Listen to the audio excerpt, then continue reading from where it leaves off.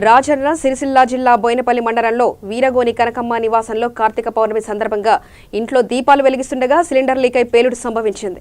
ఈ ఘటనలో నిత్యావసర వస్తువులు మరియు దుస్తులు ఇతర వస్తువులు దగ్ధమయ్యాయి.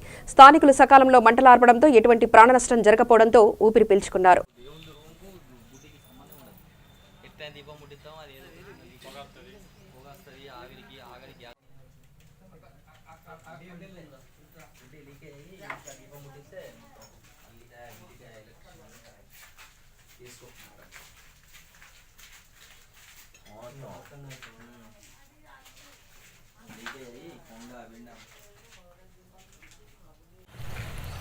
ఇంట్లో గ్యాస్ సిలిండర్ లీక్ అవడం వల్ల ఇంట్లో సామాన్ అంతా మరి మొత్తం ఖరాబ్ అయిపోయింది, మొత్తం కాలిపోయింది, అంతా బాగా నష్టపోయినాము.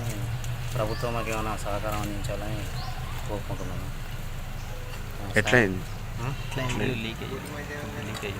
గ్యాస్ లీకేజ్ అయ్యి మొత్తం బ్లాస్ట్ అయిపోయింది.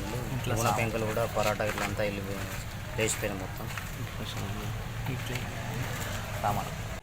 నూనె పెంకలు గిన్నె పెంకలు అన్నీ పోయినాయి. నేను చచ్చిపోతుండే.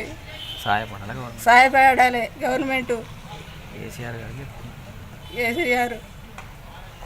అయింది, గ్యాస్ సిలిండర్ వేలింది.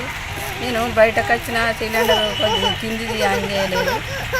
అన్ని ఉప్పు పప్పు కూర ఎల్లిగడ్డ అన్నీ ఖరాబ్ అయినాయి, బట్టలు కాలినాయి, అన్నీ కాలినాయి. మాకు సాయం చేయాలి, అన్నీ కాలినాయి. అది సాయం చేయాలి దయచేసి. పుణ్యం ఉంటుంది మీకు. మాకేం లేదు, మాకేం లేదు. మీ యువతలకు వచ్చినా లేకపోతే నా